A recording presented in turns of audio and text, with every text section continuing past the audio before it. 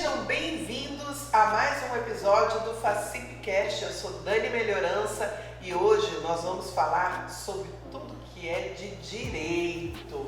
E para isso eu estou recebendo duas figuras da área do direito. Eu estou aqui com o Norton Maldonado, que é aí o coordenador do curso de Direito aqui da FACIP Sinop, e com o Reginaldo Monteiro, presidente da OAB aqui de Sinop, subseção Sinop.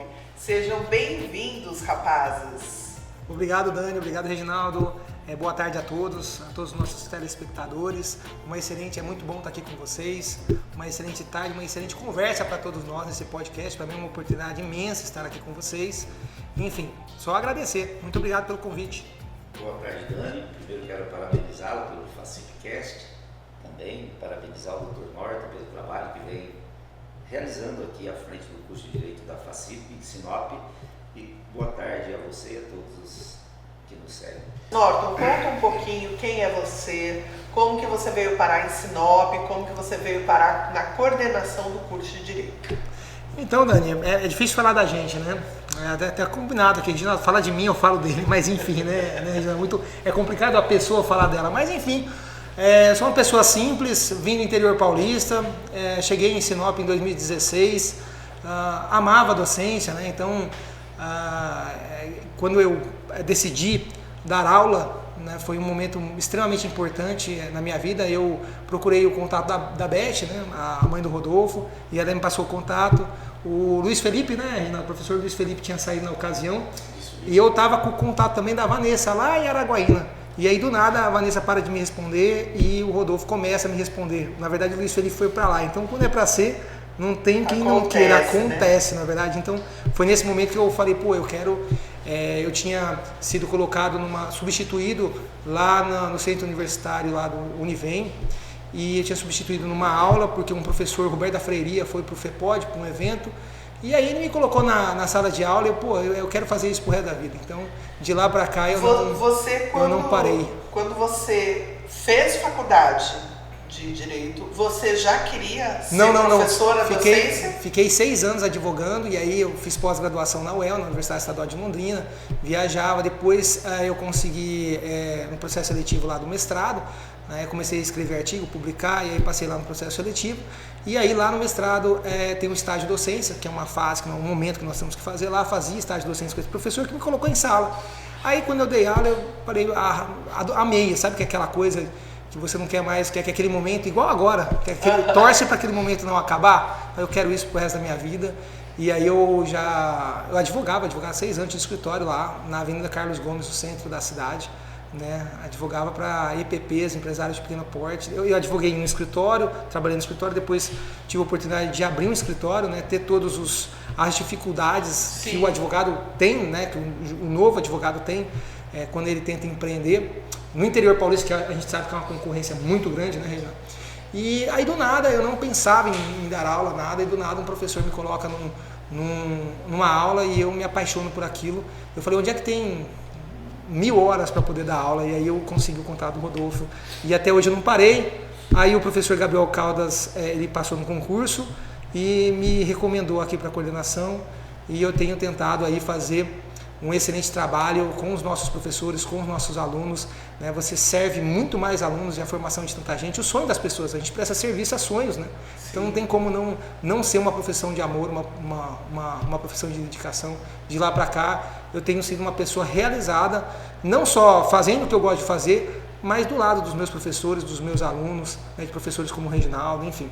Só tenho a agradecer, Dani. Muito bem, Norton. O Reginaldo, ele está aqui hoje como presidente da OAB, gente, mas ele tem muita história, né, Reginaldo? Conta um pouquinho de onde você veio, como que você escolheu aí o direito, como você veio parar aqui na FACIP como advogado, mas principalmente a missão de ser presidente da OAB Sinop.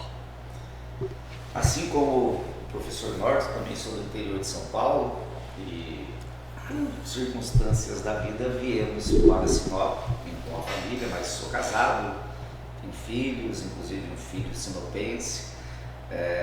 Me formei também no interior de São Paulo, na mesma cidade que o Dr. Norton, só que em universidades distintas. Eu me formei na Universidade de Marília, Unimar, e o Dr. Norton na Univem, não me recordo se já era Univem ou se ainda era a Fundação Olímpicos de Soares da Rocha, né? Mas é uma universidade que fica do lado da outra, separada por uma outra que é a Unesp. E vieram se encontrar aqui. Mas eu cheguei aqui um pouco antes que o Norton, na FACIP, estou desde 2007 como professor. Comecei com poucas aulas aqui e depois foi seguindo e teve algumas épocas que eu até ia parar de dar aulas, mas aí veio coordenador, pessoas aqui da FACIP, não, segura mais um tempinho, aí não parei mais. Mas, já estou Reginaldo, aqui há muitos anos. Você tem também escritório? Tenho escritório, desde quando cheguei aqui, escritório de advocacia. Tem um escritório, tem a docência, e agora quer presidência da OAB. Agora não, porque na realidade já era vice-presidente. Eu adentrei aos quadros da ordem em cargos de gestão em 2012 na eleição do Dr. Felipe Guerra. Certo. Então eu compunha aquela diretoria. Aí na diretoria seguinte foi o meu sócio de escritório, o Dr. Fábio, então eu não participei.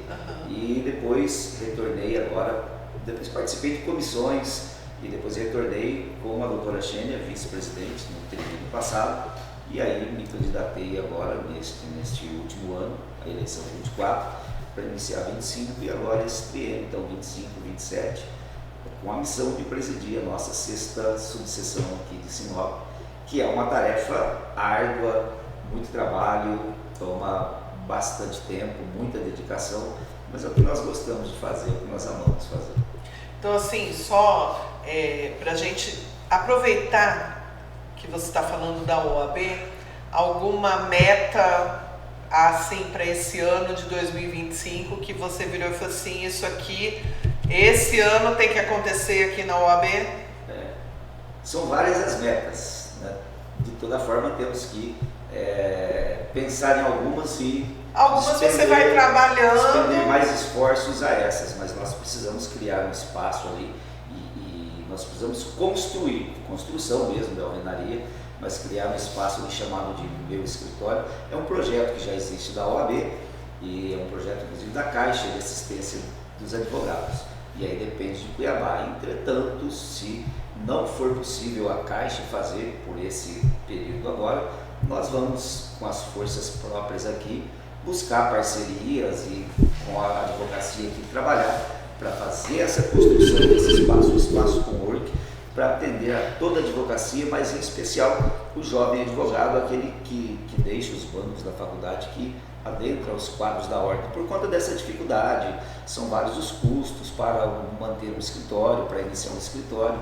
Então, esta ajuda no início da carreira dos jovens advogados. Bem importante. Também temos outras metas, aí nós temos a meta de criar pelo menos mais 2 unidades judiciárias aqui, uma na Justiça Federal, outra na Justiça Estadual, seguirmos aqui auxiliando o tribunal nesta obra do fórum para que a construção do fórum seja entregue no prazo que está pré-estabelecido, e também, e aí vai demandar um esforço muito maior por conta de decisão do CNJ, não há uma dificuldade junto ao Tribunal de Justiça do Estado de Mato Grosso. O Tribunal de Justiça, nós estivemos lá em Cuiabá, conversamos, nos reunimos com o presidente do tribunal, e ele também tem a intenção da instalação dessas 5 novas serventias. Entretanto, já há uma decisão do CNJ que impede a instalação das serventias antes do concurso público. Então nós faremos um novo pedido, vamos iniciar um novo trabalho para tentar mudar essa decisão do CNJ e que possamos conseguir aí a instalação desses cartórios antes mesmo do encerramento do concurso. Muito bem. Então é muita briga, né, Reginaldo? Mas então vamos trazer agora aqui que além dessa briga, a gente vamos voltar lá, antes da gente começar a brigar, porque isso daí já é briga de gente grande. Norton, fala para mim o que mudou no estudo nos últimos anos no direito, o que mudou para quem está estudando, que está começando na profissão? Olha, eu acredito que o que mudou no ensino jurídico, para quem está começando na profissão, primeiramente, eu acho que uma proximidade muito grande da teoria com a prática. Hoje eu acho que é quase que impossível a gente não reproduzir, né, questões práticas em sala de aula, né? Então eu acho que esse é o ponto, né? A gente tem que, de fato, preparar os alunos realmente para o mercado de trabalho. Outra coisa é sair um pouco, se preocupar com outros pontos além das questões jurídicas, das questões mais técnicas, como, por exemplo, novas habilidades para o profissional. Uma habilidade não só, a questão da comunicação, a questão da postura, a questão da sua oralidade, da sua articulação, da sua articulação em relação aos poderes, eu acho isso importante. O advogado é um cara o advogado é um profissional que ele vive, né, ele transita pelo poder, né, e ele tem prerrogativa para isso. Ele tem prerrogativa para transitar entre o poder. Então ele tem que realmente conhecer o assessor, conhecer o juiz, se envolver com os problemas da região, se envolver na Câmara dos Vereadores com os problemas da cidade, se envolver na prefeitura com os problemas da prefeitura. Então eu acredito que ele tem que ter esse senso, essa noção de regional, dos problemas que hoje o mercado em que ele atua vive. Eu acho que ele tem que ter esse ponto também. A questão da articulação, da comunicação, a questão da oralidade, eu acredito que ele não pode só ficar em sala de aula. Na década de 90 nós tínhamos na grade, por exemplo, o direito romano na grade, em 90. Então você vê como que mudou. Outra coisa que eu acredito que não só o profissional do direito, o advogado que está saindo, mas também os juízes, ele tem que saber lidar com juízes de uma perspectiva mais antiga, lidar com pessoas. Sabe aquela questão da inteligência emocional? Eu acho que a gente tem que trabalhar isso em sala de aula hoje em dia com os nossos profissionais de direito. Sabe, por exemplo, quer ver um assunto que nós não estudávamos na época da faculdade, que hoje eu acredito que nós temos que estudar durante a faculdade? Marketing, né, Reginaldo? Nós falávamos disso. Marketing. Hoje o profissional tem que saber marketing, tem que saber se comunicar, tem que saber, por exemplo, que é um tráfego pago no Facebook, no Instagram. E até onde o advogado pode ir, né, Reginaldo? Exatamente, tem. Nós temos cursos, nós temos projetos de cursos de professores que eles ensinam até onde, né, as questões éticas para que o profissional do direito possa fazer o marketing, né, porque senão ele viola. Porque não é qualquer marketing. Sim, não pode. O que tem que ficar claro, né, Norton, e isso não tem sido bem tratado ultimamente, mas a advocacia permanece sendo uma profissão que ela não é mercantilista. E é isso que é muito difícil as pessoas entenderem. É uma linha tênue, né? É uma linha muito tênue. O acadêmico chega no curso de Direito e hoje, com as redes sociais, com as facilidades, com esse mundo que se cria nas redes sociais, que está totalmente apartado da realidade, todo mundo tem uma fórmula para aprender determinada disciplina em 3 dias, em 5 horas, tem um curso lá que te ensina a ganhar 1 milhão por semana. Então tem todas estas armadilhas, eu vou usar essa expressão para ser mais tranquilo, né, mais leve, essas armadilhas, para não usar outras expressões que eu tenho usado por vezes aí quando converso com as pessoas. Mas tem que lembrar que esta profissão ela não é mercantil, não é mercantilista. Há um estatuto, há um regulamento, há regimento. Então nós temos inúmeros regramentos que precisam ser observados. De toda forma, nós temos uma nova realidade. De toda forma, há um mundo novo que nos se apresentou, em especial depois da pandemia. Então a pandemia foi um marco, e para a advocacia também é uma advocacia antes da pandemia e uma advocacia pós-período pandemia, com as novas tecnologias que talvez, se não tivéssemos esta pandemia, essas tecnologias, por exemplo, os podcasts, talvez não teriam surgido assim, ainda nesse período tão forte e tão rapidamente, né? Então é preciso dosar, é preciso compatibilizar essas novas tecnologias com os regramentos éticos que a nossa profissão, assim como várias outras, impõe. Por exemplo, a sua de jornalista, você também tem um código de conduta, um código de ética, e você tem que observar aquelas regras que são estabelecidas para o bom desenvolvimento do seu trabalho de forma ética e que possa, de fato, agregar à sociedade e não levar um dano, um prejuízo para a sociedade. De toda forma, são inúmeras habilidades que o advogado o estudante de direito, não falo mais nem o advogado, mas o estudante de direito já deve se preocupar. A comunicação é uma delas, hoje a comunicação é fundamental. A comunicação era importante, mas era muito relações interpessoais.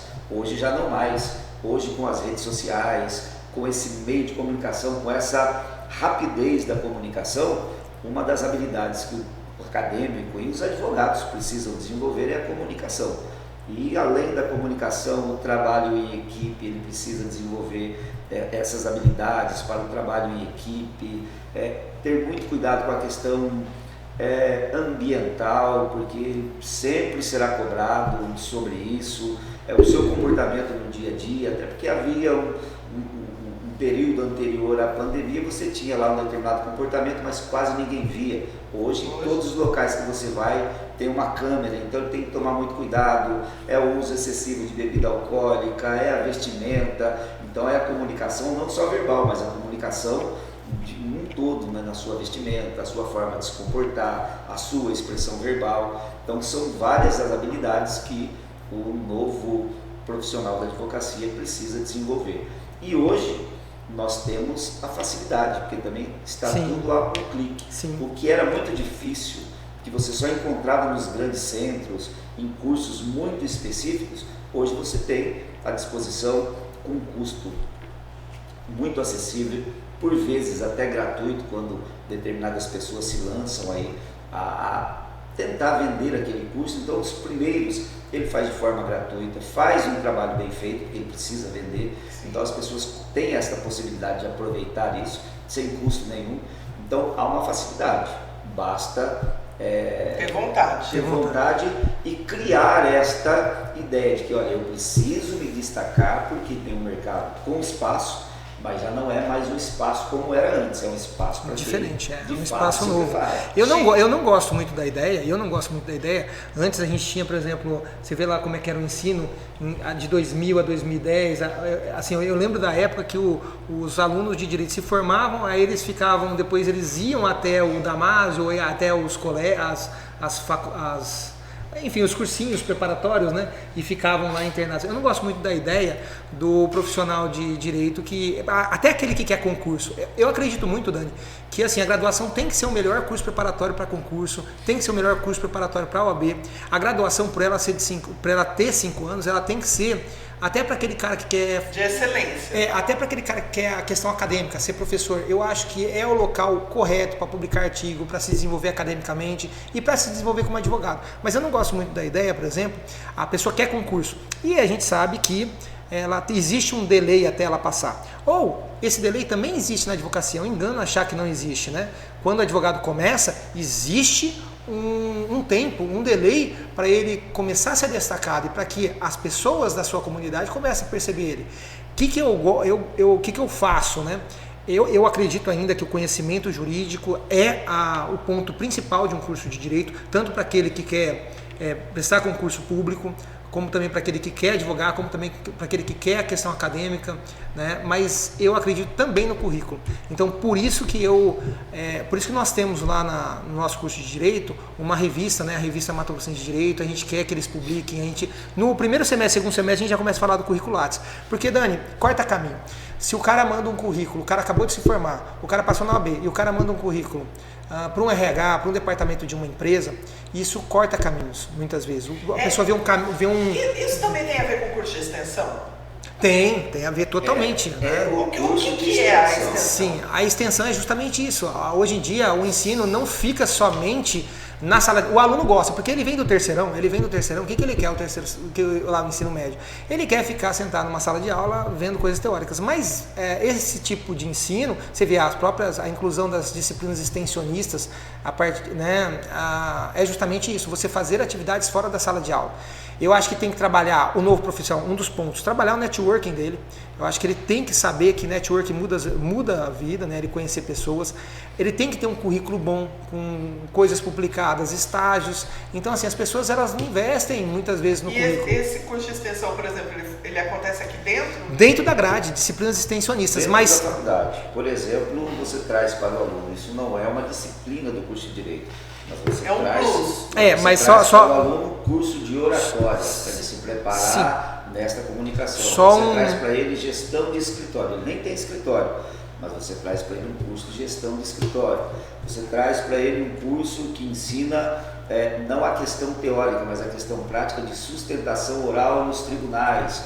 Ou aqui nós temos, para tentar que o aluno desenvolva este lado comunicativo, júri simulado. Então são atividades extensionistas que faz o aluno pesquisar, o aluno buscar, o aluno falar, o aluno se comunicar, o aluno estudar, porque o mais importante de tudo é estudar, ele tem que ter conhecimento. E não pode parar, né? Mesmo depois que se forma. Mesmo, ele não pode pensar assim, eu vou agora desenvolver novas habilidades e deixar esta que é fundamental em segundo plano. Primeiro ele precisa de fato estudar as disciplinas do direito, porque isso será o dia a dia dele. Agora só isso não basta.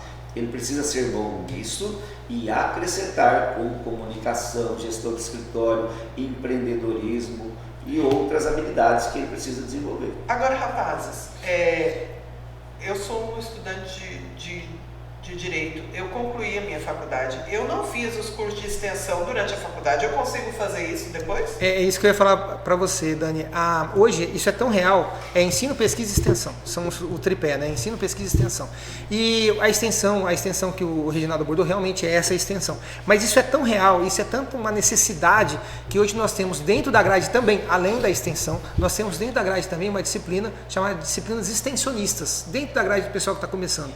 O próprio Ministério da Educação já reconheceu que o aluno ficar dentro da sala de aula só recebendo só aquela aula expositiva tradicional não é aprendizado, quer dizer, o aprendizado tem que ser aprimorado muito além da sala de aula, né? E então existem disciplinas na grade que desenvolvem a extensão, que eles têm que fazer fora da aula. Eu costumava fazer muito as comissões da OAB, né? Eles estão sempre fazendo, e aí você levar os alunos para conhecer uma nova experiência, uma professora, uma advogada que atua, por exemplo, na área da violência doméstica contra a mulher, naquelas palestras que a OAB sempre convida os nossos alunos, né? Então assim, então a gente tem sempre parcerias, né?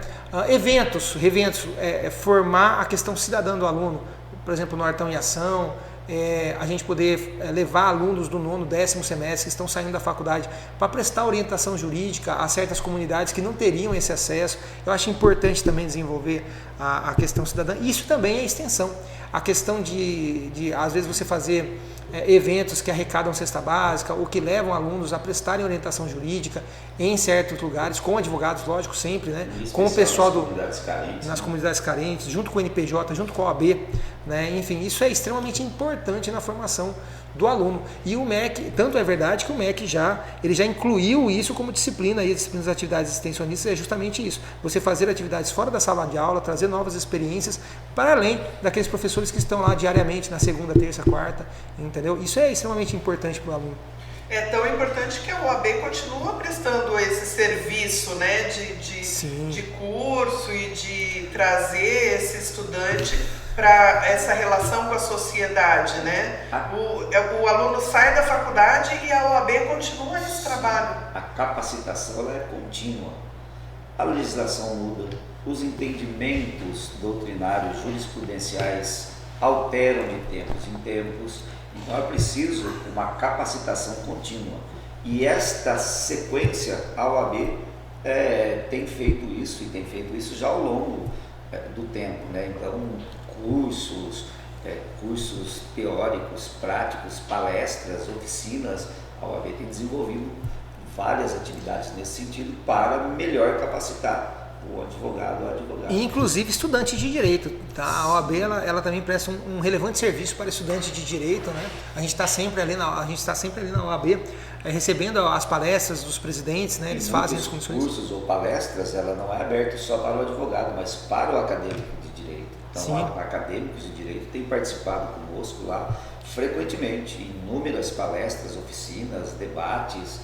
Essa semana haverá lá uma roda de conversa que é desenvolvida pela Comissão da Mulher Advogada e é aberto para advogados e advogadas, mais para advogada mulher, porque é um tema voltado para a mulher. Mas acadêmicas de direito podem participar e têm participado frequentemente.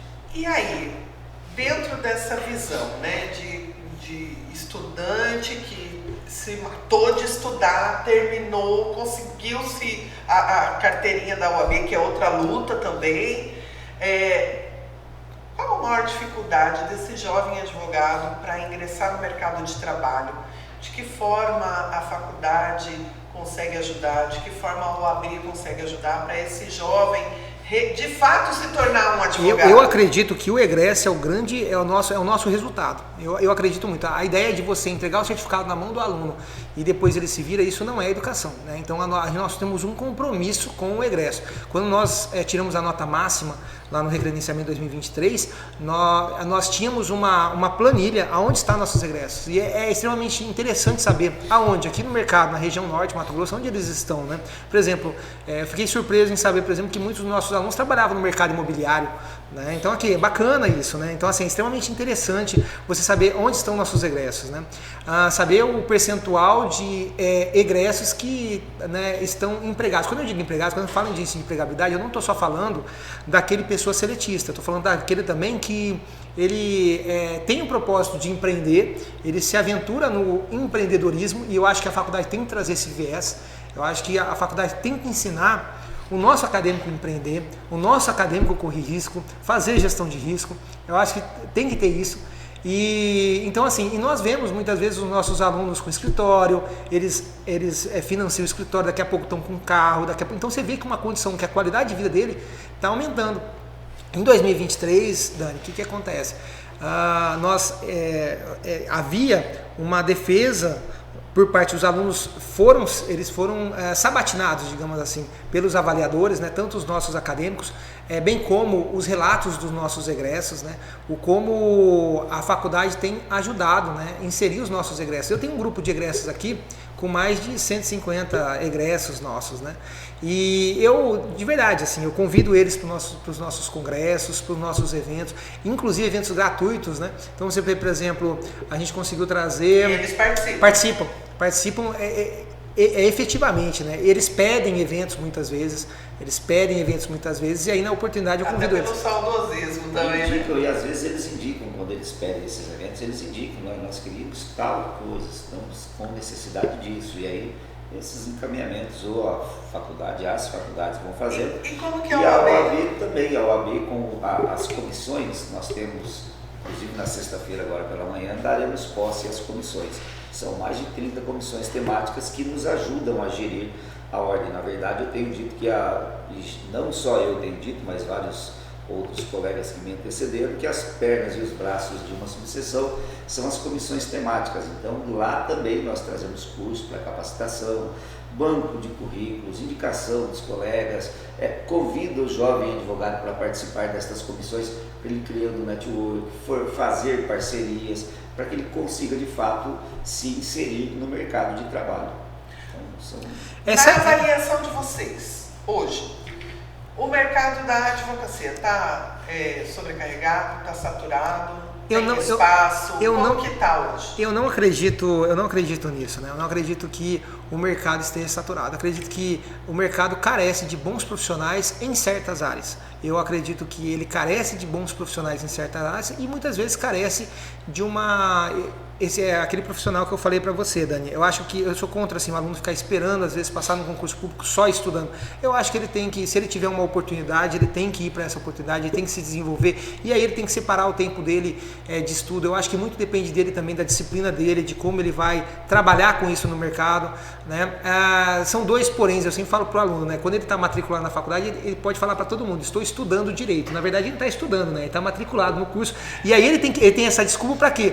Eu vejo que se for uma justificativa, tem que ser uma justificativa para estar estudando de fato, porque ele pode estudar 5 anos, entendeu? E quando a gente sai no mercado de trabalho, nós somos pressionados pelo mercado, nós não estamos mais, você fala que está estudando, você vai falar, por que você está estudando? Você está formado, agora você tem que se inserir. Então, tem que começar a dar resultado. Exatamente, tem que começar. Agora, como eu vejo a instituição nessa posição?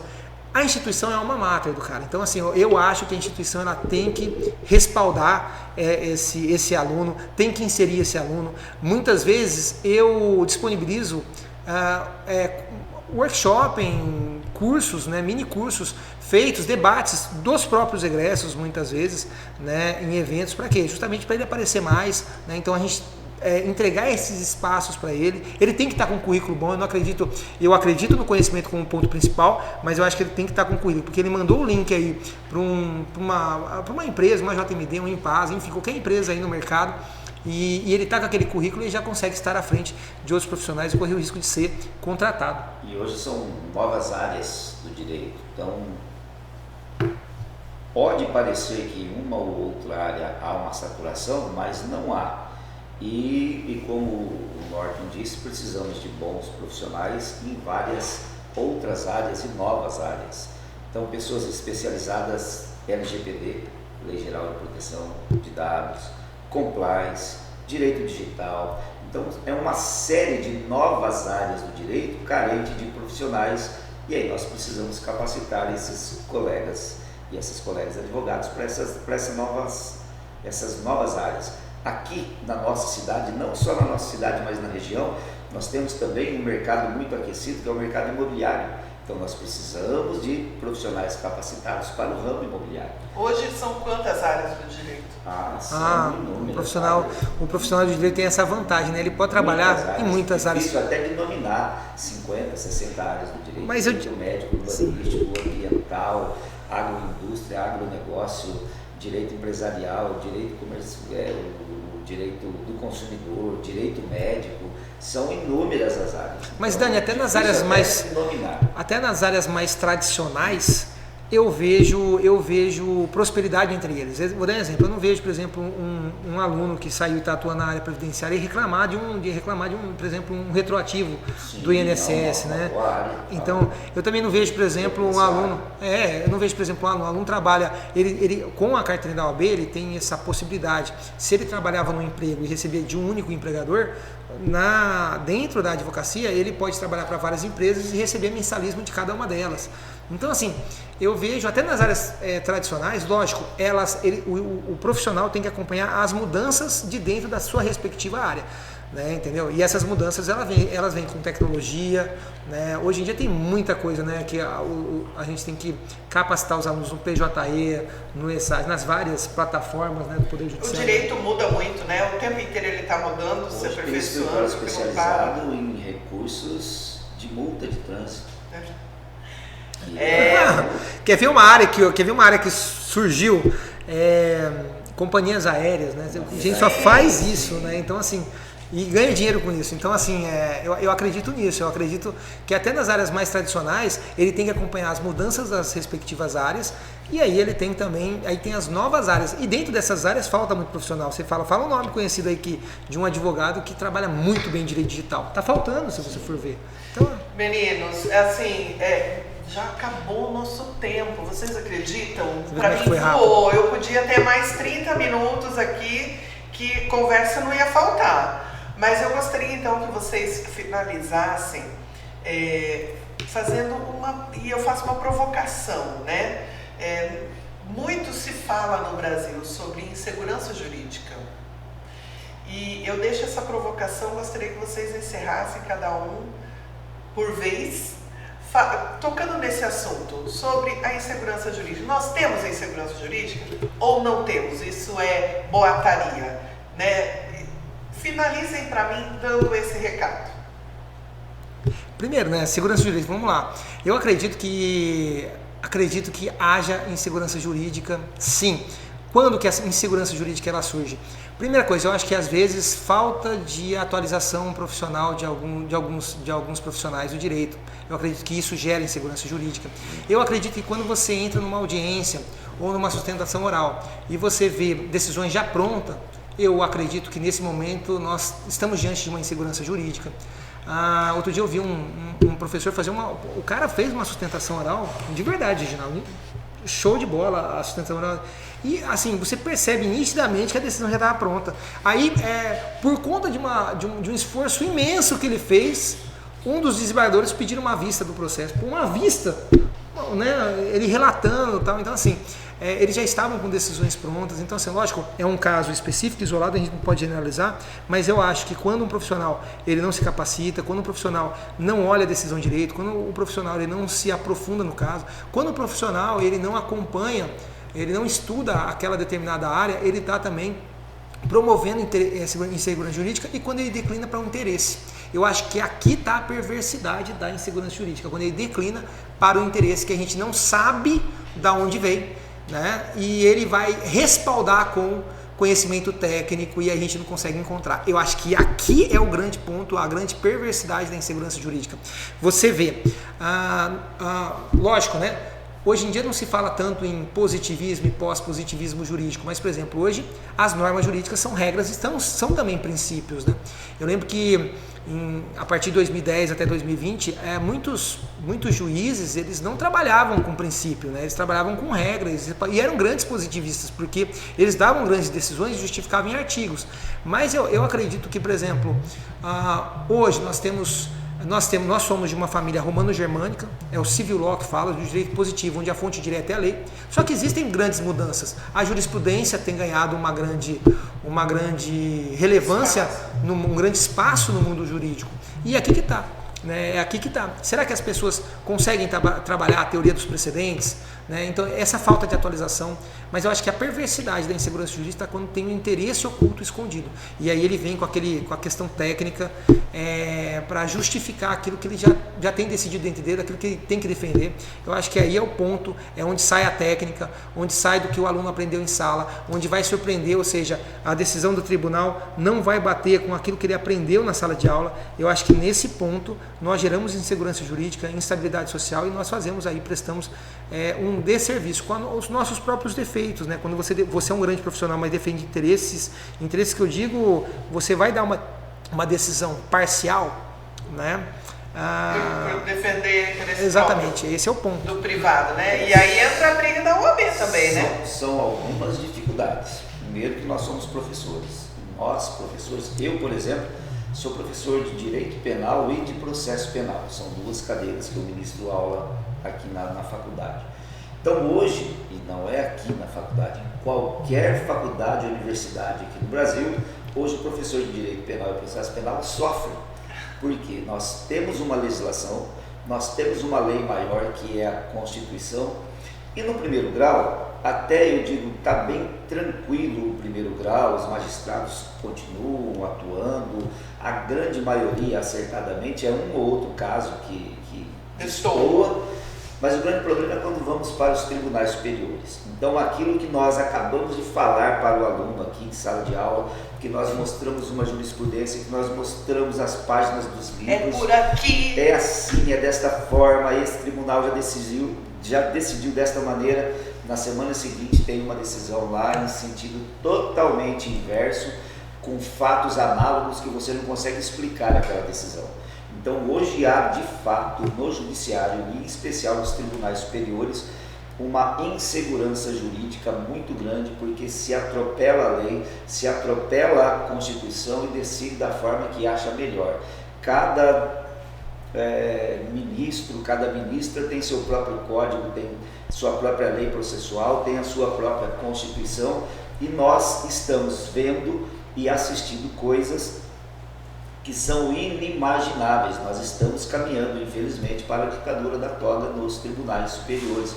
Não é possível, e aqui eu não vou nominar nome, não defendo nem A nem B, não tem procuração de ninguém, mas não é possível, não é imaginável, por exemplo, alguém ser citado para apresentar uma defesa num processo que é chamado de resposta e que ele não tem acesso a tudo aquilo que o Ministério Público... Não, e é tudo aquilo que o Ministério Público teve de acesso. Sim. E nós estamos vendo isso acontecer agora.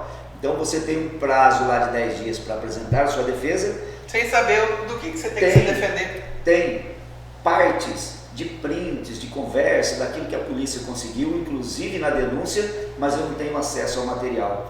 E eventualmente isso parte de um tribunal superior. Aquilo que deveria defender a Constituição e colocar a Constituição acima de tudo, está violando as regras da Constituição, principalmente aqueles princípios que foram muito caros, que custaram vida, que custou sangue para chegar àquela evolução de civilidade, e hoje nós estamos vendo um retrocesso e não uma evolução. Nós não estamos vendo esses tribunais caminhar de fato para o caminho da civilidade. Virou muito eu defendo esse interesse, eu sou contrário àquele interesse e faço da minha caneta algo mais poderoso do que a própria Constituição e violo as regras por vezes. Não estou dizendo que isso virou geral, mas nós estamos vendo isso acontecer. É uma briga difícil de ganhar, hein? Isso não pode acontecer em nenhuma hipótese. Era um caso isolado, mas nós não estamos vendo o caso isolado. E aí nós temos cobrado, inclusive, porque nós vivemos nos municípios. Aqui a nossa subseção tem cobrado a seccional tem cobrado o Conselho Federal, mas por vezes o Conselho Federal tem um tipo de comportamento que nos desagrada e nos desagrada muito. Muitas vezes nós ficamos assistindo ali a passividade do Conselho Federal e nós cobrando. Eu cheguei a mandar mensagem aqui para um conselheiro às 2 horas da manhã: conselheiro, meu Deus do céu, o que vocês não vão fazer tal coisa, vocês não vão cobrar isso, não vai, nós estamos tentando aqui, mas tem que convencer A, B, C, e aí a coisa vai passando, os desmandos vão aumentando e nós hoje não temos mais uma segurança. Um contrato é válido, quais as cláusulas do contrato são válidas mesmo, e isso reflete na sociedade. Aqueles investidores de fora do país não têm uma segurança para investir aqui no nosso país, para trazer o seu dinheiro para cá, para ele ter a convicção de firmei um contrato, essas são as regras, a lei desse país é essa, ela vale, é desta forma e eu posso colocar o meu dinheiro lá com segurança. Isso eles não têm, e os tribunais estão de fato caminhando por esse caminho que é muito perigoso e acaba sendo um desserviço para a nossa sociedade.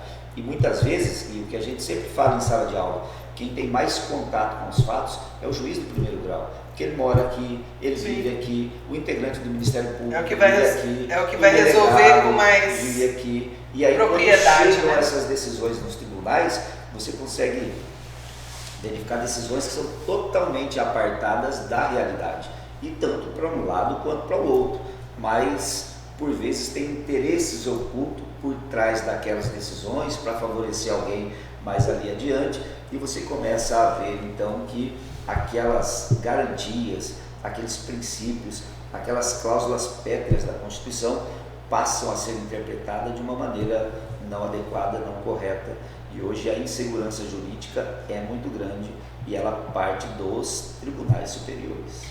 Vamos ter que trabalhar muito para resolver essa situação de insegurança, sabe como? Estudando, se formando e trabalhando pela sociedade, não só por si. E eu acho que é isso que vocês fazem. Pessoal, a gente precisa finalizar. Norton, suas despedidas, fazendo favor. Primeiramente, queria agradecer a oportunidade, Dani, parabenizar também a FACIPcast, a oportunidade também aqui do grupo, né, não só de ter me dado essa oportunidade de servir sonhos, né, é uma posição de amor, a coordenação do curso, a docência é uma posição de amor, é uma posição que você se entrega, né, e se entrega para a formação e para o sonho e para a vida dos nossos acadêmicos.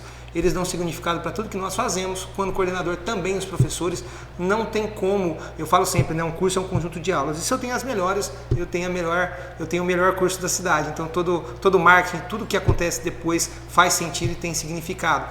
As extensões, o nosso NPJ, né, enfim, isso tudo tem sido uma realização minha. Queria agradecer, Dani, agradecer, Reginaldo, por estar aqui junto com vocês, e agradecer a todos os nossos telespectadores que puderam aprender um pouco, vendo a minha experiência e vendo a experiência do nosso presidente da OAB aqui da subseção. É uma oportunidade imensa trabalhar com você lá, Regi. Muito obrigado. Reginaldo. Eu também, mais uma vez, parabenizar pelo FACIPcast, agradecer a oportunidade, dizer tanto a docência, professor, quanto a Ordem dos Advogados do Brasil a servir. Nossa função é servir. Então nós estamos para servir aqui na faculdade, os professores de modo geral nas faculdades em que eles atuam estão para servir aos acadêmicos, servir à sociedade. Tem que pensar que tudo aquilo que ele produz aqui tem que ser em benefício da sociedade, não pode ser em malefício da sociedade. Nós temos que ter uma responsabilidade muito grande, e isso é importante, e também as pessoas têm medo de falar, né? e eu talvez tenha esse defeito de não ter muito medo de falar, né? Faculdade não é local para implantar ideologia, nem de A, nem de B, nem de C, e nem para doutrinar ninguém. A faculdade é para ensinar as pessoas a pensar, para elas raciocinar, elas pensar por elas mesmas. Você dá o norte, você dá o caminho, e depois elas vão desbravando e vão entendendo os caminhos que melhor lhe atendem, que atendem a sua família, a sua região, a sua cidade, o seu estado, o seu país. Mas não pode ser um local de doutrinação, nem ideologia de A ou de B, ou de religião, ou de questões políticas. Aqui é para o ensino técnico, jurídico, a faculdade de jornalismo é para o jornalismo, cada área ela deve de fato cumprir com aquele seu dever, aquela sua função, basicamente um sacerdócio, mas não para doutrinar as pessoas. E de fato o que nós precisamos é ter essa consciência, tanto na docência e também lá na Ordem dos Advogados do Brasil. A nossa função é servir. Então estamos aqui para servir, estamos lá para servir. Quero também agradecer a oportunidade a você, ao Norte, à faculdade por esse espaço, e aos que nos acompanham também desejar uma boa tarde, e que possam, aos acadêmicos, aqueles que têm vontade de cursar a faculdade de Direito aí, que iniciem e que tenham a consciência. É preciso se preparar, é preciso estudar todos os dias com afinco, e assim eles podem, o estudo, a educação pode mudar a vida das pessoas, mudou a minha, mudou a de muitas pessoas, e pode mudar de tantas outras aí, que basta querer. Muito obrigada, gente. Norton, Reginaldo, foi um prazer. Vamos trazê-los novamente, porque a gente só fez assim um pedacinho do que a gente ia falar. Então, se você gostou, se tem interesse em conhecer mais sobre o direito, sobre a OAB, tanto a FACIP como a OAB estão à sua disposição. E a gente fica por aqui. Até a próxima!